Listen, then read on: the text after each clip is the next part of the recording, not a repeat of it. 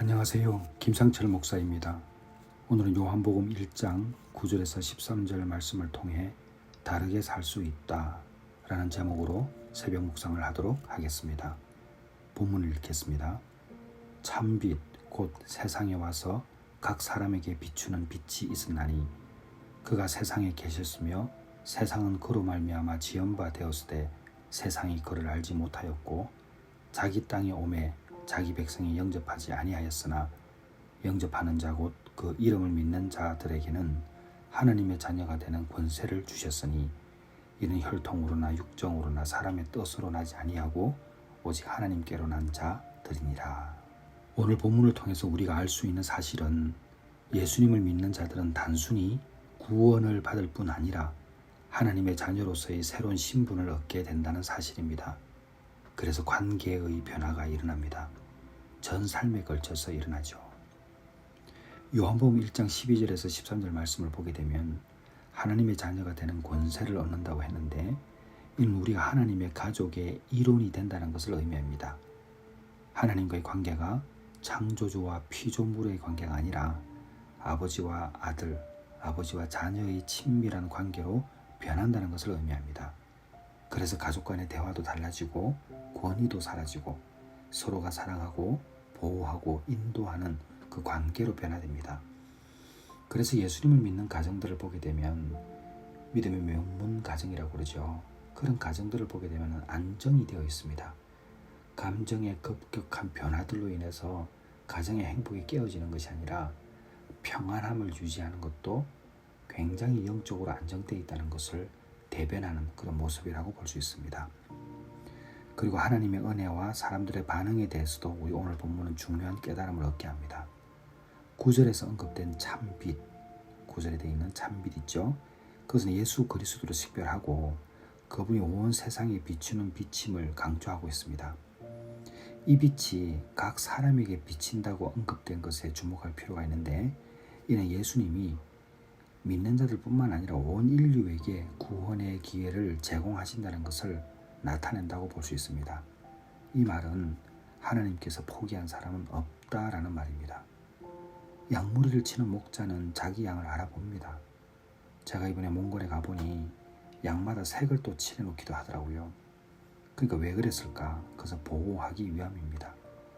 하나님께서 온 인류에게 그 참빛, 그 빛을 비추어 주신다는 이 이야기는 버려진 사람이 애초에 없었다는 것이죠. 그런데 10절과 11절에 보게 되면 세상이 그분을 알지 못하고 그분의 백성이 그분을 영접하지 않았다는 사실을 알게 됩니다. 이것은 바로 인간의 죄성과 타락을 알게 하는 것이죠. 이 구절에는 인간의 상태가 얼마나 어두운지를 보여주고 있고 하나님께서 보내신 예수 그리스도 그 메시아를 거부하는 인류의 비극을 드러내고 있습니다. 사실 이러한 비극은 인간의 죄성과 타락한 본성, 영적인 무지, 사탄의 속삭임 때문입니다. 영적인 어둠이 뭐냐면 요한복음 3장 19절에서 20절에 나와 있는데요. 빛이 세상에 왔으나 사람들의 자기의 행위가 악함으로 빛보다 어둠을 더 사랑한 것이니라 이렇게 기록되어 있습니다. 그러니까 사탄이 사람들의 마음을 어둡게 합니다. 요한복음 8장 43절 44절을 보게 되면 어찌하여 내 말을 깨닫지 못하느냐 이는 너희가 내 말을 들을 줄 알지 못함이로다.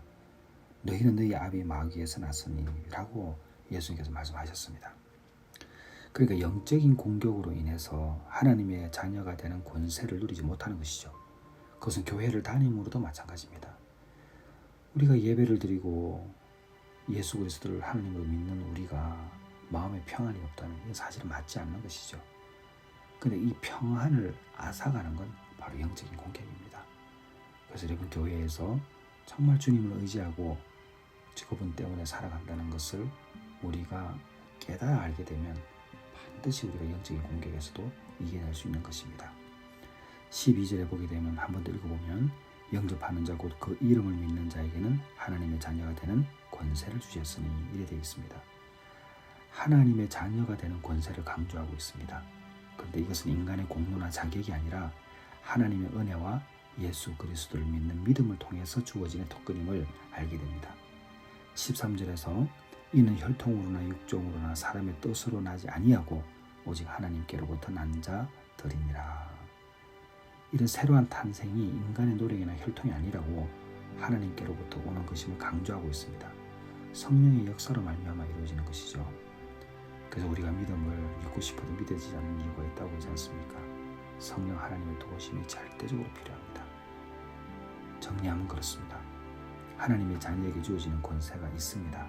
그것은 지금까지와는 다르게 살 수 있다라는 말입니다. 그것이 바로 하나님의 자녀에게 주어지는 권세죠.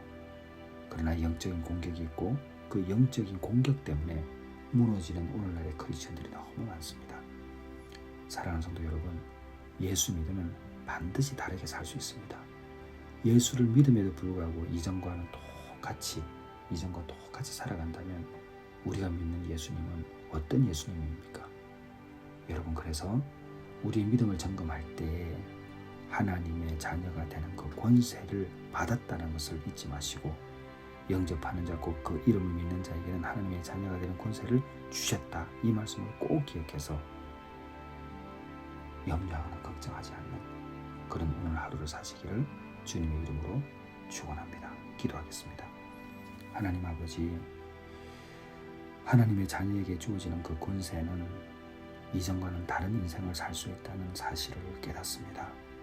오늘 어떤 상황 가운데서도 예수 안에서 자유를 누리며 살 수 있도록 도와주시옵소서. 그리고 이전에 내 행동이 그러했다면 이제는 달라질 수 있도록 하나님 인도하여 주옵소서. 예수님의 이름으로 기도드렸사옵나이다. 아멘.